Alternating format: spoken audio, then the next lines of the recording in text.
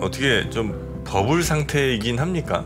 일단은 네. 실적이 증가하는 사이클에서 버블이 꺼지지는 잘 않아요. 웬만하면 이거를 이제 옛날로 좀 돌아가서 보면은 그때도 지금같이 나스닥은 항상 국채보다 비쌌거든요. 그러니까 결국은 무슨 뜻이냐면 나스닥을 투자하는 분들이라면 밸류에이션보다는 실적을 보는 게 맞는 거고요. 나는 그런 거 싫고 S&P나 다우존스 지수에 있는 종목을 보겠다고 하는 분들은 밸류에이션을 봐야죠. 그래서 버블인지 아닌지는 일단 변론으로 하고 주식이 많이 오른 거 분명히 맞기 때문에 제가 항상 얘기 드리는 그 리스크를 관리하는 현금 비중은 가져가시는 게 맞아요.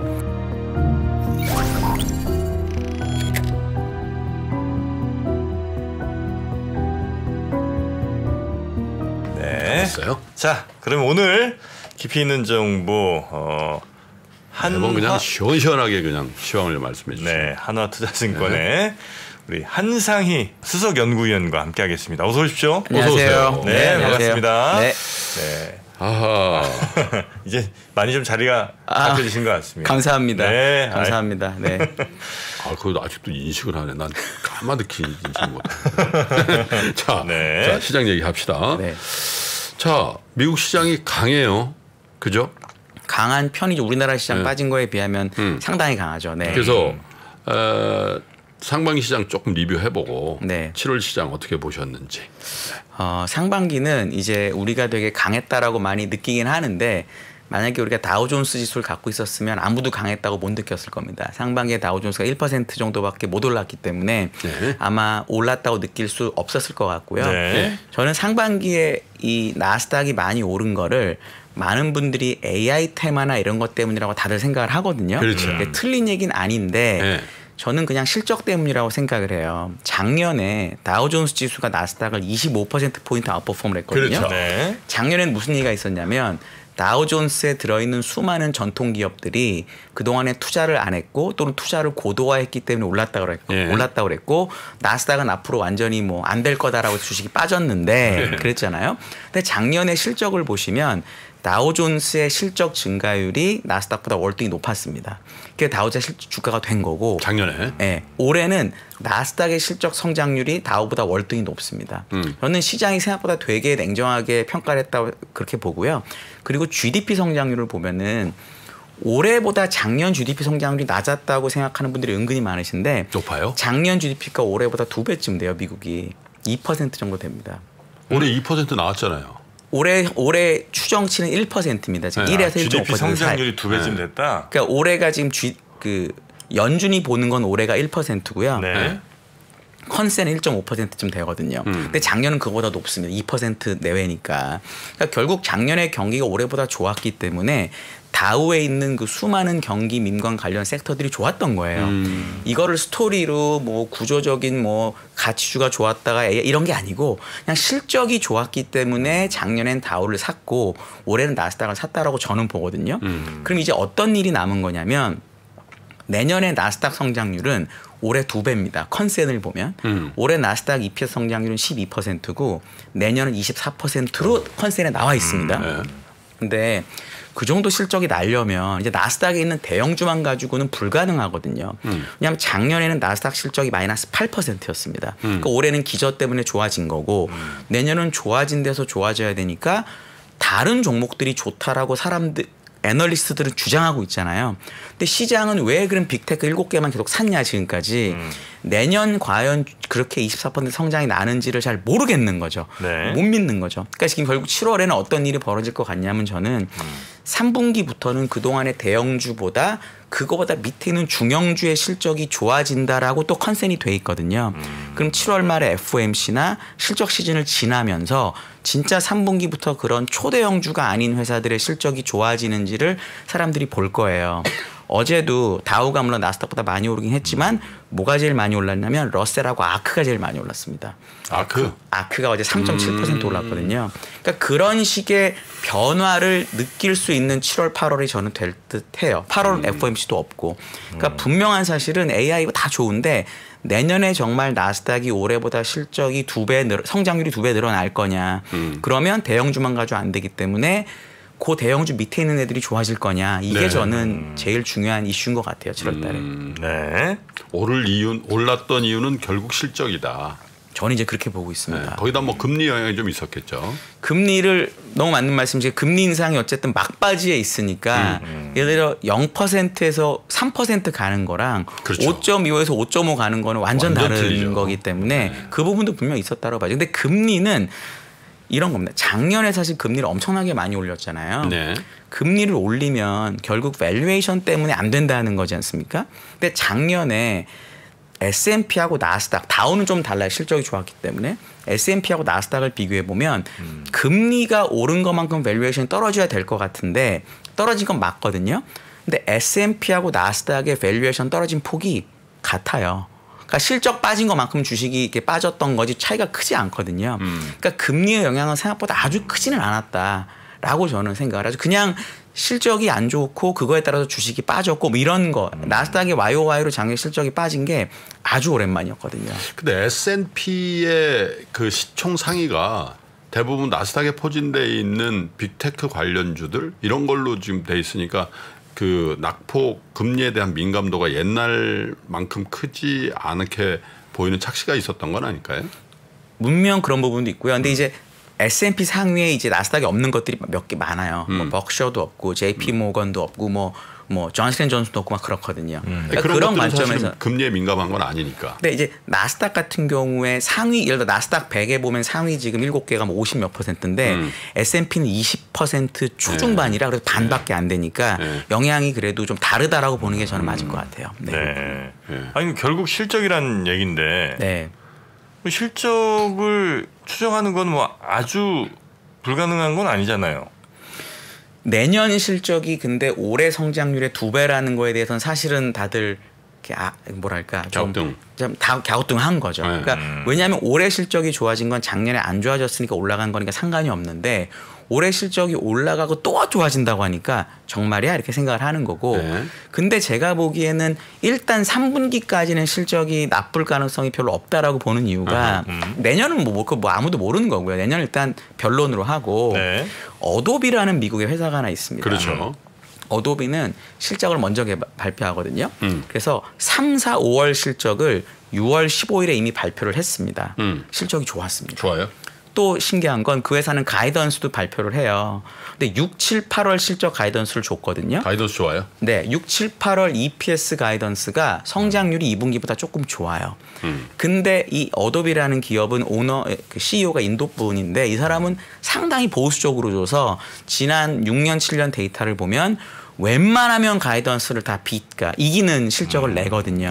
그럼 지금까지 역사를 보면 어도비의 실적이 8월까지는 좋을 거다라고 믿을 수 있거든요. 근데 여기서 핵심이 뭐냐면 어도비 실적하고 나스닥 실적의 상관관계를 한번 그려보면 R스퀘어가 0.8, 0.9에 가깝습니다. 거의 일치하는. 그렇기 때문에 어도비가 실적이 괜찮으면 웬만하면 나스닥의 실적이 괜찮은 거죠. 그러면 이거만 놓고 보면 일단은 잘은 모르겠는데 8월까지는 나스닥 실적이 좋을 거다.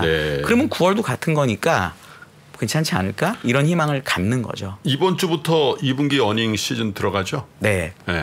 어도비를 필두로 해서 쭉 나오는 거네요. 어도비 이제 6월 15일에 벌써 발표를 나왔고, 했고 네. 이제 펩시가 아마 내일인가 모레 제일 먼저 발표를 네. 하고요. 그리고 이제 은행들 발표를 할 거고 근데 여기는 이제 은행들이나 뭐 이런 회사들에 대한 실적은 사람들이 그렇게 관심을 갖지는 않을 거고 이제 마지막 주에 FOMC에 몰려있는 빅테크들이 뭐라고 얘기할 거냐를 되게 많이 관심을 가질 듯합니다. 근데 어도비가 한 얘기를 들어보면은 어도비는 아직 자기네들의 뭐 특별한 이슈가 없다라고 하니까 그 한 달 만에 큰 변화가 없다라고 하면 비슷한 얘기를 하겠죠. 그래요. 실적이 특히 이제 나스닥 같은 경우는 뭐 8월 뭐 9월 정도까지는 아마도 꺾이지 않을 것이다. 지금으로는 그렇게 보이는 거죠. 볼 수 있다는 거고요. 네. 그럼 뭐 주가도 그때까지만 버텨주면 혹은 뭐 더 가주면 우리한테도 뭐 나쁘지 않은 그런 상황이 우리 시장에도 있다고 봐야 되겠네요.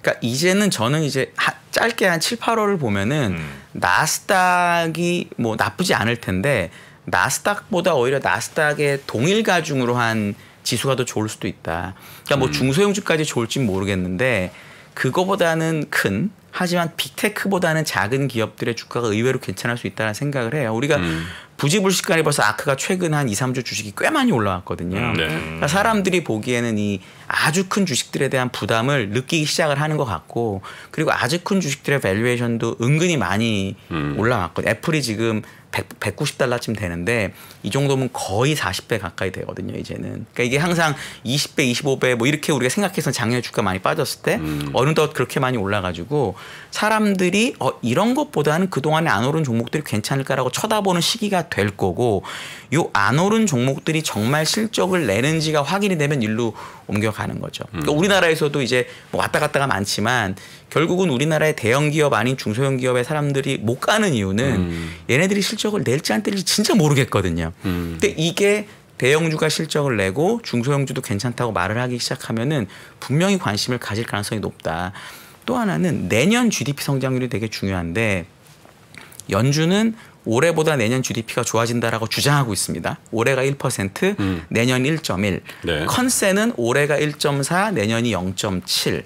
어찌 됐든 내년에 경기 침체가 아주 세게 오지 않는다는 거잖아요. 그럼 사람들이 다시 생각할 겁니다. 이제 내년이 근데 그건지를 모르겠으니까 아직 이러고 있는데 9월, 10월이 되면 내년에 대해서 믿음이 더 생길 거거든요.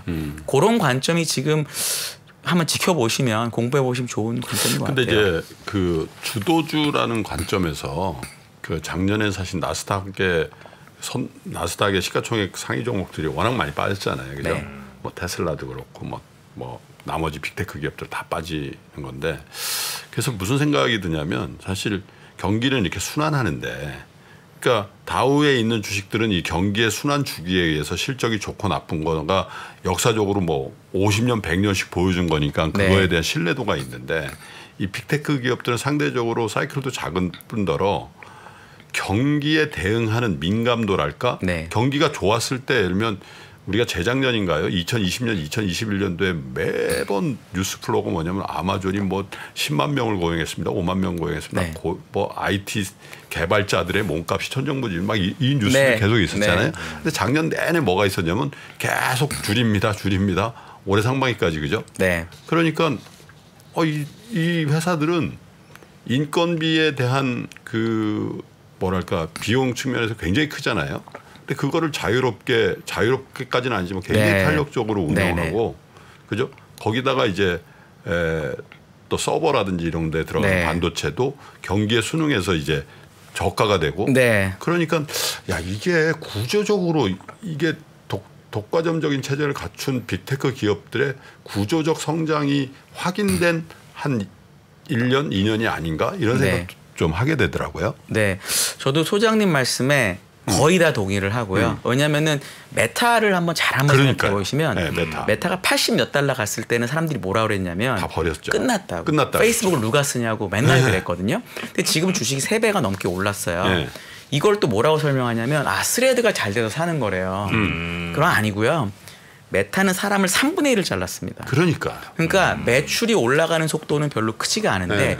이익이 예상보다 훨씬 많이 나요. 제일 많이 잘랐죠. 그러니까 사람들이 주식을 빨리. 사주는 거죠. 그러니까 그게 가능한 정도로 메타는 뭐가 자신 있냐면 만약에 어떤 기업이 예를 들어 이렇게 회사를 하시는데 사람을 그렇게 쉽게 자르면 좋은 사람이 그 다음에 안 와요. 왜냐하면 저 회사 가면 나 또 잘릴 수 있으니까. 근데 빅테크들은 어떠냐면 그렇게 잘라도 다시 사람을 고용하면 다 옵니다. 너무 좋은 회사니까. 나 그래도 저기 일하고 싶고 돈을 많이 준다고 하니까. 그러니까 그게 아주 자유롭죠. 네. 그러니까 그거는 구조적인 성장이라기보다는 이 회사들의 비즈니스 자체가 제조업이 아니기 때문에 사람을 자르는 걸로 비용 컨트롤을 할 수 있는 거죠. 그리고 회사들이 명성이 좋으니까. 그래서 이익을 지금까지 잘 버텨왔던 게 저는 되게 크다고 생각을 해요. 근데 이거는 잘 바뀌지 않을 것 같은 게 바이든 대통령이 처음에 됐을 때 무슨 뭐 FTC 의장이니 뭐 백악관 보좌관 이래가지고 되게 강한 사람을 뽑아서 빅테크들을 보내겠다고 했었거든요. 그렇죠. 네, 그랬었죠. 근데 지금은 3년 차고 내년 대선이 그런 있는데 얘기가 전혀 없죠. 이제는 불가능해요. 하면 또 5년 차에 나오면 모르겠지만 그럼 지금부터 그때까지는 그런 얘기가 없을 거잖아요. 그럼 그런 빅테크들은 아주 편하게 자신들 이익을 지키도록 노력을 할 거고 놀라운 사실은 메타가 그렇게 수많은 사람을 자르고 자사주 매입을 1년에 6, 7조씩 해요. 60, 70조씩 합니다. 그러니까 놀랍죠. 우리나라 같으면 사람을 3분의 1 가까이 자르고 자사주 산다 그러면은 문제 있었다고 하는데 미국에서는 그게 왜? 이런 식이잖아요. 그러니까 그 구조를 내년 대선까지는 계속 가져갈 수가 몇 있는 퍼센트를 거죠. 그 레이업했다고 그랬죠? 거진 3분의 1 잘랐어요. 3분의 1을 했는데 거진, 예. 3분의 1을 했는데 일이 그냥 돌아간다는 게 더 웃기는 거예요. 이게 그동안 3분의 1은 뭐 했어 그러면? 좀 과잉했다는 얘기일 수도 있죠. 메타랑 구글이랑 이런 데는 어떻게 그거를 설명하는 걸 들어보면은 네. 이제 뭐라고 하냐면 그동안에 우리가 신규 사업으로 하려고 했던 그런 연구 같은 거에서 성과가 좀 났다. 덜하고 네. 좀 덜하고 그런 일들을 좀 더 효율적으로 배치했다라고 주장을 하는 거죠. 근데 이게 만약에 더 정말 좋아지게 되면 다시 뽑고 새로운 걸 하겠다 이렇게 가는 거죠. 예를 들어 트위터도 네. 정확하게 상장사가 아니라 모르겠지만 일론 머스크가 엄청나게 많은 사람을 구조조정했다라고 알고 있잖아요. 근데 저는 트위터를 안 쓰지만 트위터 쓰는데 지장이 있다는 얘기 제가 들어본 적은 없거든요. 그러니까 이제 그런 구조로 바뀌어가고 있으니까 네. 일하는 분들이 어떤지에 대해서는 저는 잘 모르겠는데 저도 네. 일해본 적이 없으니까 그런 회사는 주주로 놓고 보면 매우 해피하다고 좀 그렇고 그 예. 빅테크 기업에 분류되는 기업들 중에도 그 탄력성이 떨어지는 회사들 있어요. 예를 들면 아마존 같은 네. 경우 거의 못 줄이거든. 네. 그렇잖아요. 물류 못 줄이잖아요. 네. 그러니까 주가의 탄력성 보면 훨씬 떨어지더라고. 그러니까 올해 아마존이 올해는 꽤 올랐는데 네. 작년에 많이 빠진 것도 있습니다. 거에 비하면 네, 그 그런 거 있어요. 반등의 힘 예, 같은 맞습니다. 것들이. 그래서 아마존은 그리고 이제 워낙 밸류에이션 자체가 아마 몇백 배 될 거예요. 이익이 워낙 조금 나니까. 그러니까 이제 그래서 기본적으로 구조적으로 비싼 종목이라는 사람들의 느낌이 있는데 아마존이 최근에 주가 탄력이 또 괜찮고 아주 최근에 괜찮거든요. 아주 최근에는, 네. 이게 저는 그 아크랑 아까 얘기했던 어닝으로만 가던 회사에서 그래도 어닝이 아닌 뭔가 매출이라도 있는 회사를 봐야 되는 거 아닐까라고 그쪽으로. 사람들이 생각하는 흐름도 있다라고 저는 봅니다. 이제 그러려면 이제 이제 FOMC하고 3분기 실적이 되게 중요하고 그 내일 물가부터 그 기간 동안에 그거가 아마 치열하게 시장에서 아마 논의가 되고 싸울 것 같아요. 컨센은 지금 뭐 나스닥이나 저 다우나 요 현재 실적 컨센은 대략 전분기 대비 얼마나 좀 높게들 잡고 있습니까? 2분기까지는 아직 YOY로는 마이너스로는 잡고 있습니다. 그러니까 왜냐하면 예를 들어 S&P만 갖고 제가 그냥 말씀을 드리면 네. S&P가 작년 EPS가 216달러 정도 됩니다. 216달러. 근데 1분기, 2분기에 57 뭐 이랬었고요. 3분기, 4분기 50달러 초반으로 떨어졌어요. 그러니까 지금 작년 3분기, 4분기, 올해 1분기, 2분기까지는 그 50달러 초반대 EPS가 나는 거고 하반기부터는 50달러 중반이 나는데 작년 하반기가 안 좋았으니까 YOY가 성장하는 거거든요. 그래서 2분기 실적까지는 아직 YOY가 마이너스로 잡혀 있는데 중요한 건 YOY가 마이너스로 잡히는 것도 중요한데 3분기에 도대체 얘네들이 뭐라고 말할까에 대해서 고민이 많죠. 왜냐하면 지금 3분기, 4분기 GDP 성장률이 컨센으로만 보면 예. 0이거든요. 어허. 그러니까 GDP 성장률이 0일 때 과연 회사들은 어떻게 얘기를 하는지에 대한 매우 궁금함이 그 투자자들이 남아 있을 거예요. 그러니까 지금 상반기는 경기가 나쁘다는데 GDP가 막 2%, 1% 이렇게 나와버리니까 아예 그러니까 실적 낮지라고 생각하지만 하반기에 GDP가 정말 0이 나오는데 실적을 어떻게 하는지에 대해서 우리가 알게 되면은 뭔가 방향이 바뀌는 거죠. 네. 이게 GDP 올라가는 것보다 이제 주가는 훨씬 더 많이 올랐잖아요. 네.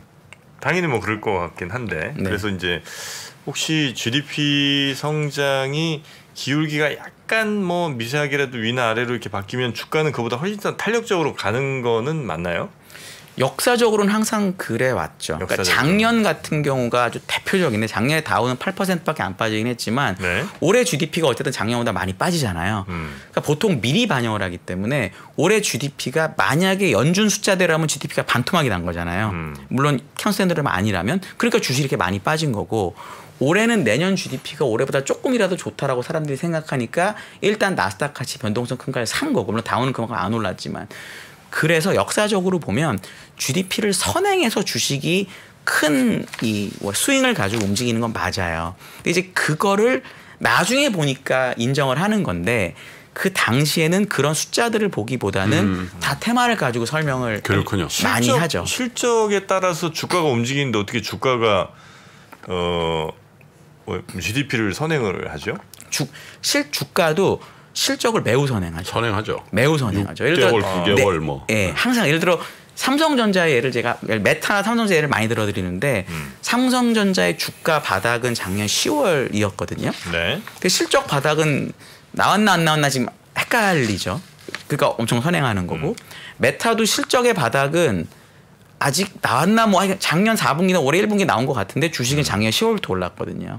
그러니까 주식은 실적을 거의 항상 선행해 왔습니다. 그 물론 기간이 얼마였는지는 그때그때 다 다른데 이번에도 제가 느낀 게 소장님 말씀대로 거의 6개월, 9개월 삼성전자 보니까 제가 그런 느낌이 되게 그러니까 우리는 늘 그게 들어요. 익숙한데 네. 미국 시장은 실적 잘 나오면 주가 오르잖아요. 네. 그러니까 그거는 실적을 반드시 주가가 선행한다고 볼 수가 없는 것 같아서 미국 시장은 오히려 그냥 실적 잘 나오면 정직하게 주가 가고 네. 실적 안 나오면 주가 떨어지고 이렇게 이제 가나보다 생각을 하니까 그러면 실적이 주가를 오히려 선행하는 그러니까 주가가 실적 따라 움직이는 이게 이제 그렇게 가는구나라고 생각을 했는데 우리는 좀 다른 것 같고요. 네. 그래서 근데 주가가 또 미국도 역시 마찬가지로 실적을 선행한다고 하시니 그러니까 이거를 네.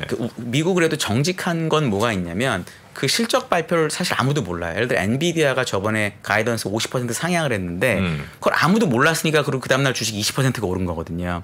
그러니까 그런 관점에서는 우리가 실적을 보고 따라해도 좋고 근데 엔비디아가 실적이 엄청 잘 나왔다고 우리가 알고 있잖아요. 네. 근데 아직도 지난 분기 엔비디아의 EPS가 YOY로 플러스였을 것 같으세요? 마이너스였을 것 같으세요? 지난 분기? 엄청나게 마이너스였습니다. 작년 분기에 비해서는. 그러니까 그렇게 보면 아직도 실적이 마이너스가 나고 있는 건데 왜 사람들이 주식 이렇게 샀냐면 다음 분기 가이던스를 엄청나게 높게 주니까 앞으로도 이렇게 계속 나겠지라고 생각하고 주식을 사는 거죠. 그러니까 저는 애플이 재작년인가 언제 3분기 실적 발표하고 제일 큰 회사가 10%인가 오르는 걸 보면서 느낀 게 진짜 아무도 모르긴 모르나 보다. 네. 이 정도면 진짜 아무도 모르나 보다 제가 생각을 했죠. 그 큰 주식이 그렇게 하루에 올라버리니까. 미국 시장은 어떻게 좀 버블 상태이긴 합니까? 많이들 버블이라고 하시는 것 같은데 너무 고평가되어 있다. 이제 버블인지 아닌지를 알 수 있는 방법은 저는 감이 없다라고 보고요. 제가 이제 20년째 주식을 보는데 항상 지나고 나니까 버블이었던 것 같아요. 2006년, 7년 이때 건설 제가 할 때 당시엔 좀 버블이라고 생각한 적이 한 번도 없었거든요. 근데 결국은 버블이었고, 그러니까 버블인지 아닌지는 모르겠는데 꺼져봐야 하는군요. 일단은 실적이 증가하는 사이클에서 버블이 꺼지지는 잘 않아요.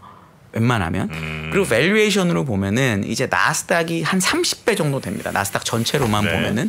근데 30배면은 이제 수익률이 3.3%, 그러니까 30이 3.3%잖아요. 근데 미국 10년물 국채가 3.9%니까 분명히 나스닥이 국채보다 매력이 없는 거는 맞거든요. 근데 이거를 이제 옛날로 좀 돌아가서 보면은 뭐 니프티 50나 IT 버블 때나 뭐 95년부터 2000년까지 이럴 때를 보면은 그때도 지금같이 나스닥은 항상 국채보다 비쌌거든요. 그러니까 결국은 무슨 뜻이냐면 나스닥에 있는 종목들이 정말 앞으로 그렇게 세상을 바꿀 수 있고 실적이 늘어나는지만 사람들이 보는 거니까 나스닥을 투자하는 분들이라면 밸류에이션보다는 실적을 보는 게 맞는 거고요. 나는 그런 거 싫고 S&P나 다우존스 지수에 있는 종목을 보겠다고 하는 분들은 밸류에이션을 봐야죠. 왜냐하면 이 회사들은 실적이 되게 안정적인 편이니까 얘는 비싼지 싼지가 딱 나오거든요. 이런 종목들은 밸류에이션을 보는 게 맞죠. 그래서 버블인지 아닌지는 일단 변론으로 하고 주식이 많이 오른 건 분명히 맞기 때문에 제가 항상 얘기 드리는 그 리스크를 관리하는 현금 비중은 가져가시는 게 맞아요. 근데 그거를 버블이라고 해서 뭐 인버스를 사거나 뭐 이런 거는 개인들이 하기엔 조금 너무 무섭다라고 저는 생각을 합니다. 그냥 현금 비중으로 가져가서 리스크 관리를 하는 게 가장 지금은 좋다라고 저는 봅니다. 그러니까 정말 지나놓고 보면 버블이지 그 상태에서는 모르더라고. 니프티 50가 이제 대표적인 건데 니프티 50가 뭐 지금도 좋은 주식들로 남아 있는 것도 일부 있긴 있어요. 근데 니프티 50의 고점에서 사잖아요. 샀으면 그 후 10년 동안이니까 10몇 년 동안에 거의 90% 하라 그래요. 종목별로는 그런 종목도 많았습니다. 그런 종목도 많아요. 그리고 없어진 종목들도 있고. 아니 그러니까 버블이 언제 꺼질지 모르겠다는 저도 이제 공감을 하는데 버블이냐 아니냐 정도는 판단할 수 있는 거 아닙니까? 예를 들어서 나스닥이 퍼 50이에요 평균. 이건 버블로 봐야 되는 거 아니에요? 그러니까 이런 건 있습니다. 그러니까 예를 들어서 버블이 어디냐는 기준이 다 다르잖아요. 근데 예를 들어 누비니 그 교수님이 계시잖아요. 누리엘 누비니. 그분이 이제 2007년에 금융위 맞췄다고 아주 유명해진 분인데 그분의 기사를 잘 찾아보면 2005년 6년부터 그 얘기를 계속 했단 말이에요. 계속 하다가 이제 2007년 8년 맞은 거예요. 그러니까 그분이 이제 학자니까 괜찮습니다. 그래도 되는데 주식을 하는 분이 예를 들어 2006년에 나는 버블이라고 생각을 해서 그때부터 주식을 안 했으면 2007년에 그 엄청난 강세장을 다 버리는 거죠. 나스닥도 마찬가지인 게 앨런 그리스펀이 97년, 98년에 비이성적 과열이라고 그러면서 막 금리를 올리기 시작했는데 그리고 나스닥이 2배가 넘게 올랐습니다. 그러니까 원래 버블은 마지막이 정말로 무지막지하게 아름다움이 났거든요. 화려하게 꽃을 피겠지. 불꽃잔치 할 텐데 그럼에도 불구하고 역사적 평균의 뭐 퍼라든지 이거 대비 뭐 1.5배 이상 혹은 뭐 2배 이상 지금 이제 시장이 가고 있다. 이러면 이제 언제 터질진 모르지만 어쨌든 이건 너무 고평가돼 있다라고 판단을 할 수 있는 거잖아요. 당연하죠. 그래서 지금의 30배 PR은 어떤 수준이냐면 나스닥은 역사적 평균보다 조금 높거나 비슷한 수준이긴 해요. 나스닥 원래 P가 높고 S&P는 20배인데 지난 15년 평균이 17배고요. 10년 평균이 18.5배 정도 돼요. 근데 이제 정프로가 얘기하고 있는 버블과 이른바 얘기하는 과열 있잖아. 그거 약간 다른 개념인 것 같아요. 버블은 예를 들면 우리가 인식하고 있는 최근의 버블이라는 게 뭐냐면 부동산 버블. 예를 들면 부동산 버블, 미국의 그 서브프라임 모기지 그런 거나 아니면 19년도, 2000년도 그때 IT 버블 있잖아요. 그거는요. 그때는 돈도 하나도 못 버는 기업들이 퍼가 없어. 피가 없죠. 퍼가 없다니까.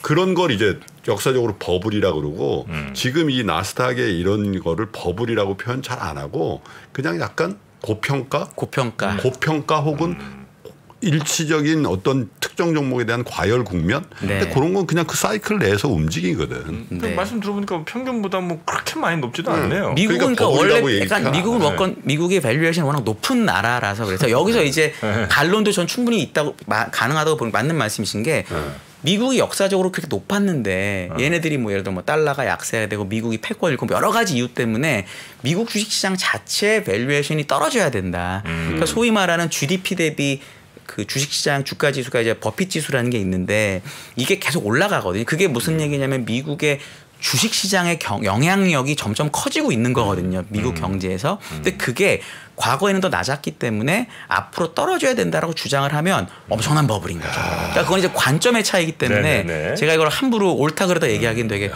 충분히 맞는 말씀이세요. 우리 지금 빠져들었네. 지금 시간이 너무 지났어. 빨리. 내가 이게 컨트롤이 안 돼. 한상희 의원님. 오늘도 너무 말씀 감사하고요. 다음 주에 꼭 한 번 더 나오세요. 네. 다음 주에 뵙겠습니다. 고맙습니다. 네, 감사합니다. 네. 국민들이 일상에서 겪는 부정부패의 폐해가 뼈에 사무친다는 것만 이해를 하시면 됩니다. 청렴한 한 정치인에 대한 확신이 생기면 모든 국민들이 그 사람을 거의 메시아처럼 받아들이게 되는 그 풍토라는 건 이유가 딱 하나입니다. 모두가 썩어 있다라는 현실에 대한 불만이죠.